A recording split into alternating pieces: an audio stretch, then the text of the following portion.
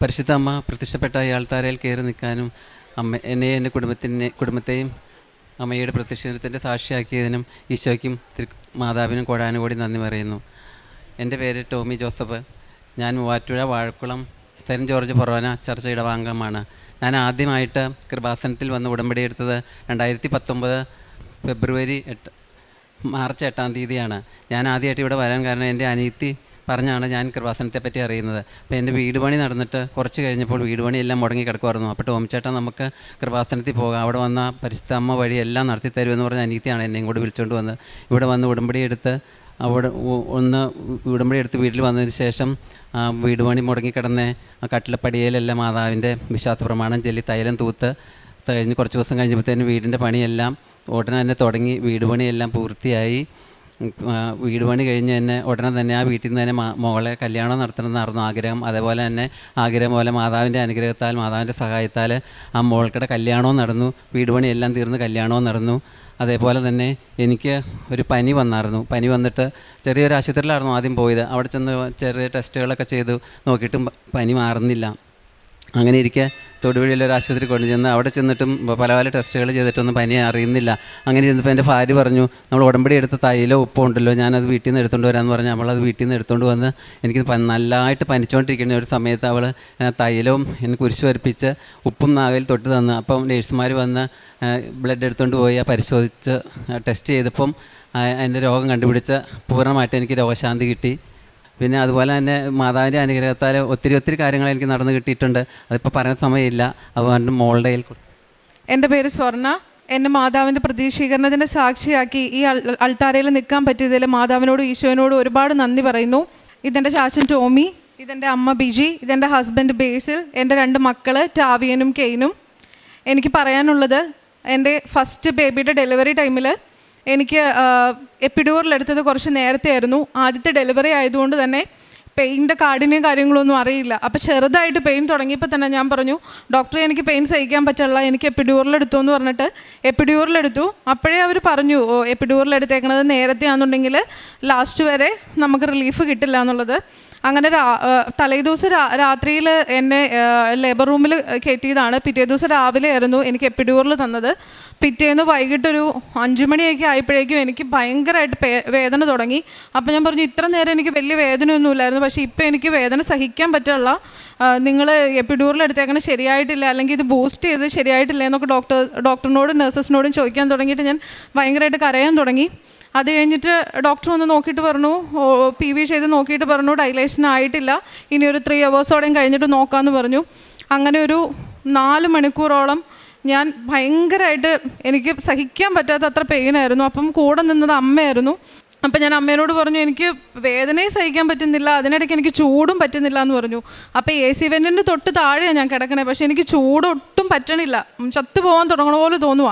അപ്പം ഞാൻ പറഞ്ഞു, എൻ്റെ ഡ്രസ്സൊക്കെ ഒന്ന് ഊരിക്കളാം, എനിക്ക് ചൂട് സഹിക്കാൻ പറ്റില്ല, ഒന്നല്ലെങ്കിൽ നിങ്ങൾ എന്നെ കൊന്നതാ, അല്ലെങ്കിൽ എന്നെ എങ്ങനെയെങ്കിലും ബോധം കെടുത്തിയിടാം, എനിക്ക് പറ്റണില്ല എന്ന് പറഞ്ഞ് ഞാൻ കരയുക.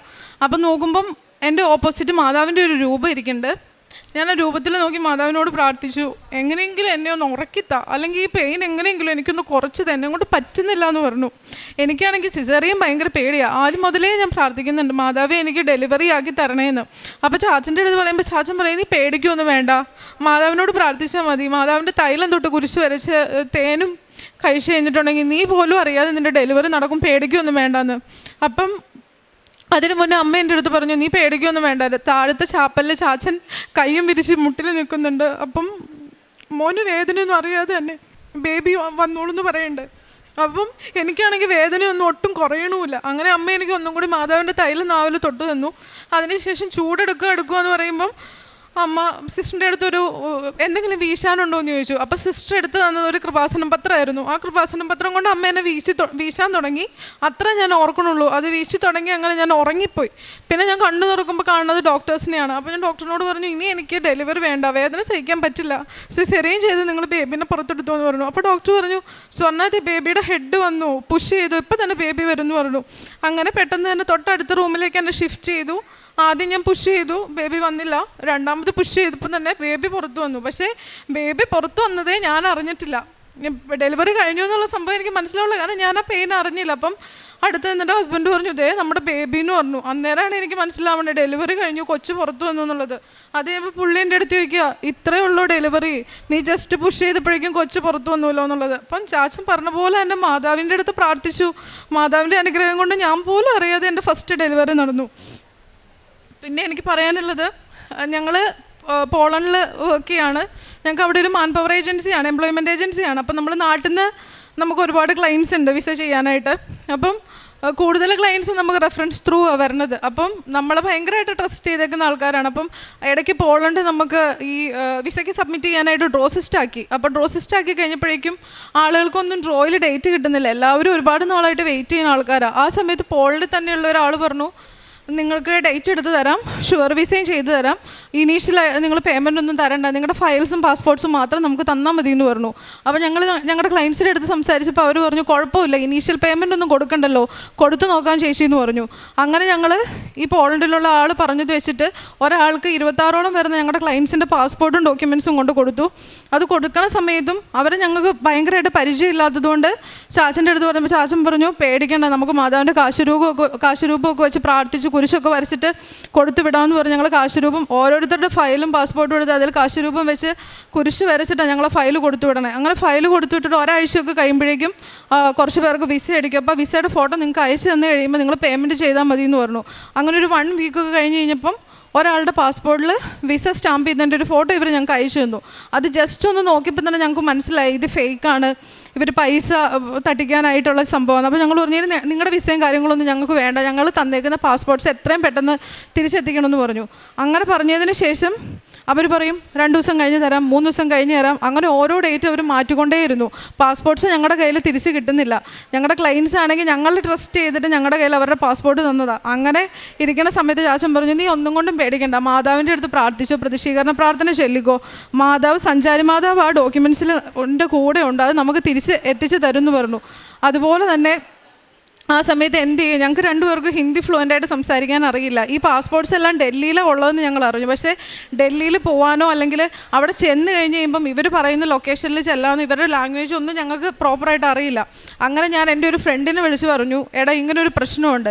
അപ്പം ഞാൻ എൻ്റെ 2ാമത്തെ ബേബീനെ ക്യാരിങ് ആണ്, എനിക്ക് ഭയങ്കര ടെൻഷനും കാര്യങ്ങളുമാണ്. ഈ പാസ്പോർട്ട് ഇങ്ങനെ പോയേക്കണോണ്ട് എന്ത് ചെയ്യുന്നു വിചാരിച്ചെന്ന് പോകുമ്പോൾ നീ ടെൻഷൻ ആവണ്ട, അതെന്തെങ്കിലും ഒരു സൊല്യൂഷൻ ഉണ്ടാക്കാമെന്ന് പറഞ്ഞിട്ട് എൻ്റെ ഫ്രണ്ടിൻ്റെ സിസ്റ്റർ ആർമിയിലാണ് വർക്ക് ചെയ്യുന്നത്. അപ്പോൾ ചേച്ചീനെ വിളിച്ച് കാര്യം പറഞ്ഞപ്പോൾ ചേച്ചി പറഞ്ഞു നിങ്ങൾ ടെൻഷൻ ആവണ്ട, ആ ആളുടെ നമ്പർ തന്നേരെ, ഞാൻ വിളിച്ചിട്ട് ഏത് ലൊക്കേഷനിലാണ് ചെല്ലേണ്ടതെന്ന് പറഞ്ഞാൽ അവിടെ ചെന്ന് ഞാൻ പാസ്പോർട്ട് കളക്ട് ചെയ്തോളാം എന്ന് പറഞ്ഞു. അങ്ങനെ ആ ചേച്ചി അതിക്ക് മുന്നേ ചേച്ചീനെ കാണുമോ ചേച്ചിനോട് സംസാരിക്കുകയോ ഒന്നും ചെയ്തിട്ടില്ല. ഫ്രണ്ടിൻ്റെ ചേച്ചിയാണ്, ഫ്രണ്ടായിട്ട് മാത്രമാണ് ഞങ്ങൾക്ക് കമ്മ്യൂണിക്കേഷനുള്ളൂ. പക്ഷേ ചേച്ചി ഡൽഹിയിൽ പോയി ചെന്ന് കഴിഞ്ഞപ്പം അവർ കുറേ ട്രാപ്പ് പോലെ കുറേ സ്ഥലങ്ങൾ ഇന്ന സ്ഥലത്താന്ന് പറഞ്ഞ് ചേച്ചീനെ ബുദ്ധിമുട്ടിച്ചു. ലാസ്റ്റ് ആ ഡോക്യുമെൻറ്റ്സ് വാങ്ങാൻ ചേച്ചി പോയ സ്ഥലം ഭയങ്കര അവിടുത്തെ ഒരു റൂറലായിട്ടുള്ളൊരു സ്ഥലമായിരുന്നു, കുറച്ച് പേടിയൊക്കെ തോന്നുന്ന സ്ഥലമായിരുന്നു. പക്ഷേ ചേച്ചി ആ ലൊക്കേഷനും ചേച്ചിയുടെ ഹസ്ബൻഡിനും ബ്രദറിനും ഷെയർ ചെയ്തതിന് ശേഷം ചേച്ചി ആ ലൊക്കേഷനിൽ പോയി ഞങ്ങളുടെ 26 പാസ്പോർട്ട് ഞങ്ങൾക്ക് തിരിച്ച് മേടിച്ചുകൊണ്ട് തന്നു. ആ പാസ്പോർട്ട് പോയതിന് ശേഷം അവരുടെ സൈഡിൽ നിന്നുള്ള കാര്യങ്ങൾ കണ്ടു കഴിഞ്ഞപ്പം ഇനി ഈ പാസ്പോർട്ടെല്ലാം ഞങ്ങൾ എങ്ങനെ തിരിച്ചെത്തിക്കുന്നത് ഞങ്ങൾ ഒരുപാട് ടെൻഷൻ അടിച്ചാണ്. പക്ഷേ മാതാവിൻ്റെ അനുഗ്രഹം കൊണ്ടും മാതാവിൻ്റെ കാശുരൂപം വെച്ച് പ്രാർത്ഥിച്ചത് കൊണ്ടും സഞ്ചാരി മാതാവ് കൂടെ പോയാണ് ആ പാസ്പോർട്ട്, ആ ചേച്ചിയിലൂടെ സഞ്ചാരി മാതാവ് പ്രവർത്തിച്ചിട്ടാണ് ഞങ്ങൾക്ക് ആ പാസ്പോർട്ടെല്ലാം തിരിച്ച് കിട്ടിയത്. അതുപോലെ തന്നെ എൻ്റെ ഹസ്ബൻഡ് നോർമൽ TRCയിലായിരുന്നു പോണ്ടിൽ നിന്ന്. അപ്പം നോർമൽ TRCയിൽ നിന്ന് ഞങ്ങൾ ബിസിനസ് TRCയിലേക്ക് മാറ്റാനായിട്ട് കാർഡ് അപ്ലൈ ചെയ്തതിന് ശേഷം എന്ത് ചെയ്താൽ ആൾക്ക് ഡിസിഷൻ വരുന്നില്ല. നോർമലി നമ്മളവിടെ ഒരുപാട് ക്ലയൻസിന് TRC ചെയ്യുന്നത്, നമ്മൾ ചെയ്യുന്ന നമ്മുടെ ക്ലയൻസിനൊക്കെ വേഗം TRC കിട്ടുന്നുണ്ട്. പക്ഷേ ആളുടെ ബിസിനസ് TRC മാത്രം അവർ പോസ്റ്റ്പോൺ ചെയ്തുകൊണ്ടിരിക്കുക. ഓരോ ഡേറ്റ് തരും, ആ ഡേറ്റിൽ നമ്മൾ ഇന്ന് ഡിസിഷൻ വരുമല്ലോ എന്ന് വിചാരിച്ചിരിക്കുമ്പം ഒരു മെയിൽ വരും ഇന്ന ഡേറ്റിലേക്ക് വീണ്ടും പോസ്റ്റ്പോൺ ചെയ്തു, അല്ലെങ്കിൽ വീണ്ടും ഇന്ന ഡോക്യുമെൻറ്റിൻ്റെ പുതിയ ഒരിത് നിങ്ങൾ സബ്മിറ്റ് ചെയ്യണമെന്ന് പറഞ്ഞിട്ട്. അങ്ങനെ ഞങ്ങൾ വന്ന് ഉടമ്പടി എടുത്തു, മാതാവിൻ്റെ അടുത്ത് പ്രാർത്ഥിച്ചു തുടങ്ങി. ഞങ്ങൾ 2 പേരും രാവിലെ എഴുന്നേറ്റ് പ്രതിഷീകരണ പ്രാർത്ഥന ചൊല്ലി തുടങ്ങി. അങ്ങനെ കുറച്ച് കഴിഞ്ഞ് കഴിഞ്ഞപ്പോൾ ഒരു ദിവസം എൻ്റെ അടുത്ത് ഹസ്ബൻഡ് പറഞ്ഞു എടി എനിക്ക് 2-3 ദിവസമായിട്ട് കൃപാസനം വരെ പോകാനായിട്ട് തോന്നുക, കൃപാസനത്തിൽ ചെന്ന് കഴിഞ്ഞിട്ടുണ്ടെങ്കിൽ പെട്ടെന്ന് കാർഡിൻ്റെ ഡിസിഷൻ വരുന്ന എനിക്ക് അങ്ങനെ ഒരു തോന്നല, നമുക്കൊന്ന് കൃപാസനത്തിൽ പോയാലോ എന്ന് പറഞ്ഞു. അങ്ങനെ ഞാനും ഹസ്ബൻഡും എല്ലാവരും കൂടി കൃപാസനത്തിൽ വന്ന് പ്രാർത്ഥിച്ച് ഞങ്ങൾ തിരിച്ച് വീട്ടിൽ നെറ്റ് ഓഫായിരുന്നു. വീട്ടിൽ ഇവിടെ നിന്ന് ഒരു 3 മണിക്കൂർ ട്രാവൽ കോളിംഗ് ഉണ്ട് വീട് വരെ. വീട്ടിലെത്തിയ ആൾ നെറ്റ് ഓഫ് ചെയ്ത സമയത്ത് ആൾക്കൊരു മെയിൽ വന്നിട്ടുണ്ട്, നമ്മുടെ ലോയറിൻ്റെ ഡിസിഷൻ റെഡിയായി, ബേസിലിൻ്റെ കാർഡ് കളക്ഷൻ ഡേറ്റ് എന്ന് പറഞ്ഞ് മെൻഷൻ ചെയ്ത് വന്നേക്കാണ്. കാരണം അത്രയും ഒരു 6 തവണയെങ്കിലും നമ്മുടെ ഡിസിഷൻ പോസ്റ്റ്പോൺ ചെയ്തിട്ടുണ്ട് ഫോറിൻ ഓഫീസിൽ നിന്ന്. പക്ഷേ ഇവിടെ വന്ന് മാതാവിൻ്റെ അടുത്ത് പ്രാർത്ഥിച്ചതിൻ്റെ ഫലമായിട്ട് മാതാവ് ഇടപെട്ട് കാർഡിൻ്റെ കാര്യങ്ങളും എല്ലാ കാര്യങ്ങളും റെഡിയാക്കി തന്നു. അപ്പോൾ മാതാവിനോടും ഈശോയിനോടും മാതാവിൻ്റെ പ്രതിഷ്ഠീകരണത്തിൻ്റെ സാക്ഷിയാക്കിയതിനും ഒരുപാട് നന്ദി പറയുന്നു. ഇനി എന്നും ജീവിതാവസാനം വരെ മാതാവിൻ്റെ മകളായിട്ടും മകനായിട്ടും ജീവിക്കാനുള്ള അനുഗ്രഹം തന്നേന്ന് പ്രാർത്ഥിക്കുന്നു.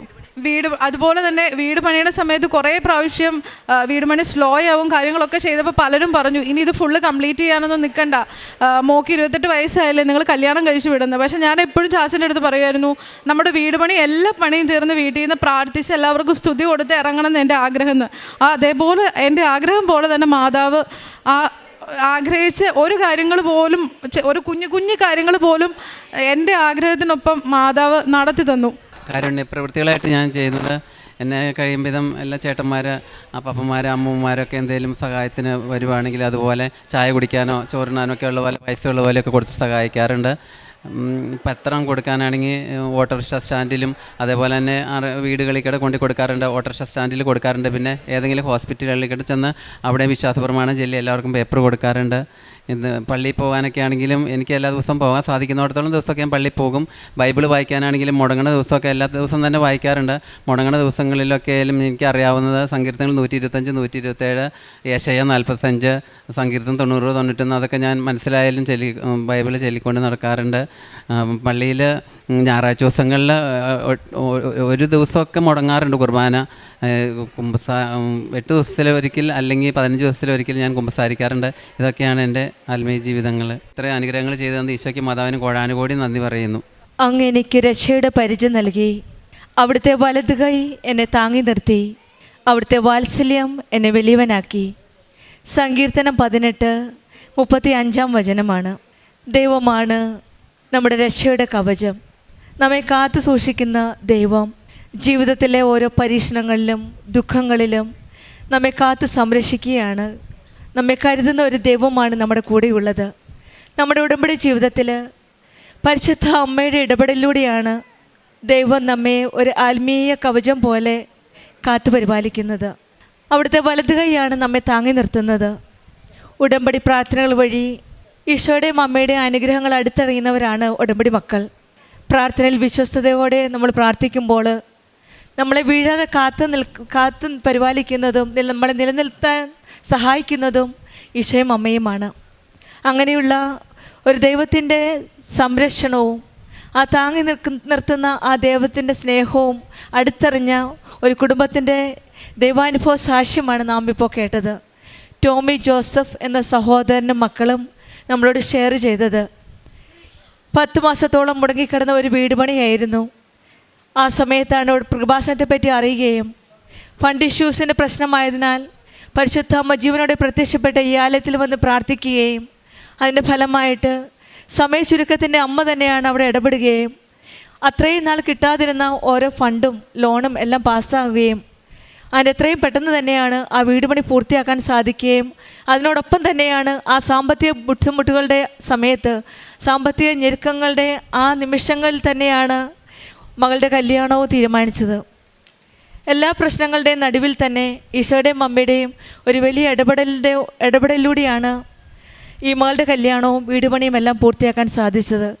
ഈ മകളുടെ ചെറിയൊരു ആഗ്രഹമായിരുന്നു, പൂർത്തിയാക്കിയ വീടിൽ നിന്ന് വേണം ഞാൻ സ്തുതി പറഞ്ഞിറങ്ങേണ്ടതെന്ന് പരിശുദ്ധ അമ്മയോട് പ്രാർത്ഥിച്ചത്. ആ പ്രാർത്ഥനയാണ് ഈശോയും അമ്മയും അനുഗ്രഹിച്ച് നൽകിയത്. പിന്നീടുണ്ടായിരുന്ന ഈ മകൻ്റെ രോഗസൗഖ്യം, എന്താണ് രോഗമെന്നറിയാതെ ഹോസ്പിറ്റലിൽ കിടക്കുകയായിരുന്നു. ഉടമ്പടി വസ്തുക്കൾ ഉപയോഗിക്കുകയും ഉടമ്പടി തൈലം തേച്ച് വിശ്വാസപ്രമാണം ചൊല്ലി പ്രാർത്ഥിച്ചതിന് ഫലമായിട്ട് ആ രോഗം കണ്ടുപിടിക്കാൻ സാധിക്കുമായിരുന്നു. പിന്നീടാണ് ഈ മകളുടെ ഡെലിവറി കാര്യം പറഞ്ഞത്. നമ്മൾ നല്ല ക്ലിയറായിട്ട് കേട്ടു എത്രമാത്രം ബുദ്ധിമുട്ടുകളും പ്രശ്നങ്ങളുമായിരുന്നു, എത്ര കോംപ്ലിക്കേറ്റഡ് ആയിരുന്നു. പക്ഷെങ്കിൽ അവിടെയും ഒരു നല്ല നോർമൽ ഡെലിവറി നൽകിയാണ് ഈ മകളെ ഈശോയും അമ്മയും അനുഗ്രഹിച്ചത്.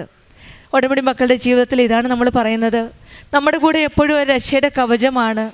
നമ്മുടെ വലത് കൈ പിടിച്ചുകൊണ്ട് നമ്മെ താങ്ങി നിർത്തുന്ന ഒരു ദൈവത്തിൻ്റെ സ്നേഹമാണ് ഉടമ്പടി മക്കളുടെ ജീവിതത്തിൽ നാം ഓരോ സാക്ഷ്യത്തിൽ നിന്ന് മനസ്സിലാക്കുന്നത്. അതുപോലെ തന്നെയാണ് ഈ മകൾ പറഞ്ഞത്, അവിടെ ജോലി സംബന്ധമായ എംപ്ലോയ്മെൻറ്റ് ഏജൻസിയിൽ ജോലി ചെയ്യുന്ന ഈ മക്കൾക്ക് 26 പേരുടെ ഫയൽസാണ് അവർ ഫോർവേഡ് ചെയ്തത്, 26 പാസ്പോർട്ട്. അതിൻ്റെ ഒരു ഡീറ്റെയിൽസും കിട്ടാതെ വന്നപ്പോൾ എന്ത് ചെയ്യണമെന്നറിയാതെ ആ വിഷമിച്ച നിമിഷങ്ങളിൽ വീണ്ടും പരിശുദ്ധ അമ്മയോട് പ്രാർത്ഥിക്കുകയാണ്. പക്ഷെങ്കിൽ ഇവർ പാസ്പോർട്ട് സബ്മിറ്റ് ചെയ്യുന്നതിന് മുമ്പ് ഈ മകളുടെ അച്ഛൻ തന്നെയാണ് ഓരോ പാസ്പോർട്ടിലും ഉടമ്പടി തൈലം തേച്ച് പ്രാർത്ഥിച്ചാണ് അവർ സബ്മിറ്റ് ചെയ്തത്. കാരണം എന്തു വന്നാലും ഈശോയുടെ അമ്മയുടെ സാന്നിധ്യം കൂടെ പോകട്ടെ എന്ന് പ്രാർത്ഥിച്ചാണ് എല്ലാ പാസ്പോർട്ടും സബ്മിറ്റ് ചെയ്തത്. അതിൻ്റെ ഫലമായിട്ട് തന്നെ ആവാം, തീർച്ചയായിട്ടും അവർക്ക് പൂർണ്ണ വിശ്വാസമുണ്ട്. അതിൻ്റെ ഫലമായിട്ട് തന്നെയാണ് ഓരോ വ്യക്തികളും അക്കാര്യത്തിൽ ഇടപെടുന്നത്. സഞ്ചാരി മാതാവിൻ്റെ സാന്നിധ്യമാണ് ഒരു ആർമിയിൽ ജോലി ചെയ്യുന്ന ഒരു സ്ത്രീയിൽ കൂടെ ഇവർക്ക് അനുഭവിക്കാൻ സാധിച്ചത്. ഒരു ഫ്രണ്ട് എന്ന നിലയിൽ ആ സ്ത്രീ തന്നെയാണ് ഇവരെ സഹായിക്കുകയും ഒരു റൂറലായിട്ടുള്ള ഒരു സ്ഥലത്ത് ഡൽഹിയിൽ ആ സ്ഥലം കണ്ടുപിടിച്ച് പാസ്പോർട്ട് 26 പേരുടെ പാസ്പോർട്ട് തിരികെ കിട്ടണമെങ്കിൽ സഞ്ചാരി മാതാവിൻ്റെ സാന്നിധ്യവും ഈശോയുടെ അമ്മയുടെ ഇടപെടലും കാരണം മാത്രമാണെന്നാണ് ഈ മക്കൾ വിശ്വസിക്കുന്നത്. ഉടമ്പടി വസ്തുക്കളുടെ ഉപയോഗവും സഞ്ചാരി മാതാവിൻ്റെ സാന്നിധ്യവും ഈശോയുടെ അനുഗ്രഹവും കാരണം മാത്രമാണ് ഇന്ന് ഈ പാസ്പോർട്ടെല്ലാം തിരിച്ചു കൊടുക്കാൻ സാധിക്കുകയും പരിശുദ്ധ അമ്മയുടെ പ്രത്യക്ഷീകരണത്തിൻ്റെ സാക്ഷിയായി അമ്മയുടെ സന്നിധിയിൽ കുടുംബസഹിതം വന്ന് നിൽക്കുവാൻ സാധിച്ചത്. പിന്നീടുണ്ടായിരുന്ന ഹസ്ബൻഡിൻ്റെ TRC പ്രോബ്ലം ആയിരുന്നു, normal TRC to change to business TRC. അത് വളരെ ഡിഫിക്കൽട്ടായിരുന്നു. അത് ചേഞ്ച് കിട്ടാനായിട്ട് വളരെ ശ്രമിച്ചു. പിന്നീട് അതും ഈശോയും അമ്മയും ഇടപെടുകയായിരുന്നു. കൃപാസനത്തിൽ വന്ന് അതും ഈ മകന് കിട്ടാതിരുന്നപ്പോൾ മകന് തന്നെ ഒരു ഉള്ളിൽ പ്രചോദനമാണ്, നമുക്ക് കൃപാസനത്തിൽ പോയി പ്രാർത്ഥിക്കാം ഒന്നും കൂടി. അവസാനമായിട്ട് ഒരു ലാസ്റ്റ് ട്രയൽ എന്ന രീതിയിൽ വീണ്ടും കൃപാസനത്തിൽ വന്ന് പ്രാർത്ഥിച്ച് പോവുകയും ആ ദിവസം തന്നെയാണ് ബിസിനസ് TRC ലഭിക്കുകയും ചെയ്തത്. ഈശോയുടെയും അമ്മയുടെയും വലിയ ഒരു അനുഗ്രഹമാണ് ഈ കുടുംബത്തിൽ ലഭിച്ചത്. അവിടുത്തെ ഈശോയുടെ വാത്സല്യവും കരുണയും സംരക്ഷണവും എല്ലാം ഈ കുടുംബത്തിൽ ലഭിച്ചിട്ടുണ്ട്. ഉടമ്പടിയിൽ നമ്മുടെ കഴിവുകൊണ്ടല്ല, ദൈവത്തിൻ്റെ കരുണയും കൃപയും കൊണ്ടാണ് നാം ഉയരുന്നത്. ദൈവം നമ്മെ മാറ്റി രൂപാന്തരപ്പെടുത്തി ഒരു നല്ല വിശുദ്ധിയിലുള്ള ഒരു ജീവിതമാണ് ഉടമ്പടി ജീവിതം. ആ ഉടമ്പടിയിലുള്ള ജീവിതം വിശ്വസ്തയോടെ ആത്മാർത്ഥതയോടെ നയിക്കുമ്പോൾ ഈശോയും അമ്മയും നമ്മുടെ ജീവിതത്തിൽ അനുഗ്രഹങ്ങൾ ഓരോന്നായിട്ട് വർഷിക്കുന്നതായിട്ടാണ് നാം കാണുവാൻ സാധിക്കുന്നത്. കൃപാസനം ഉടമ്പടിയിൽ നമുക്ക് നമ്മുടെ ജീവിതം പൂർണ്ണമായിട്ടും ഈശോയുടെ കരങ്ങളിലേക്ക് സമർപ്പിക്കാം. നമ്മുടെ ജീവിതത്തിൽ പ്രശ്നങ്ങൾ വരുമ്പോൾ കർത്താവേ അങ്ങാണ് ഞങ്ങളുടെ പരിചയമെന്നും, തളരുമ്പോൾ കർത്താവേ അവിടുന്നാണ് എൻ്റെ വലം കൈ എന്നെ താങ്ങണമേ എന്നും, വിജയത്തിൽ അവിടുത്തെ കൃപ കൊണ്ടാണ് എൻ്റെ വിജയമെന്നും ഏറ്റുപറയുവാൻ നമ്മൾക്ക് സാധിക്കട്ടെ എന്ന് പ്രാർത്ഥിക്കാം. ടോമി ജോസഫിന് കുടുംബത്തിന് ലഭിച്ച ഈ വലിയ അനുഗ്രഹങ്ങൾക്ക് നമ്മൾക്ക് കരങ്ങളടിച്ച് ദൈവത്തെ മഹത്വപ്പെടുത്താം. യേശുവേ നന്ദി, യേശുവേ സ്തുതി, അവേ മരിയ. അത്യപൂർവ ദൈവാനുഭവങ്ങൾ ഇനി നിങ്ങൾക്കും സ്വന്തം. ഈ യൂട്യൂബ് ചാനൽ ഇതുവരെ സബ്സ്ക്രൈബ് ചെയ്തിട്ടില്ലെങ്കിൽ ഇപ്പോൾ തന്നെ സബ്സ്ക്രൈബ് ചെയ്യുക. ഈ വീഡിയോ ഇപ്പോൾ തന്നെ നിങ്ങളുടെ സുഹൃത്തുക്കൾക്ക് ഷെയർ ചെയ്തുകൊണ്ട് കർത്താവിൻ്റെ പ്രേക്ഷിതരാകുക.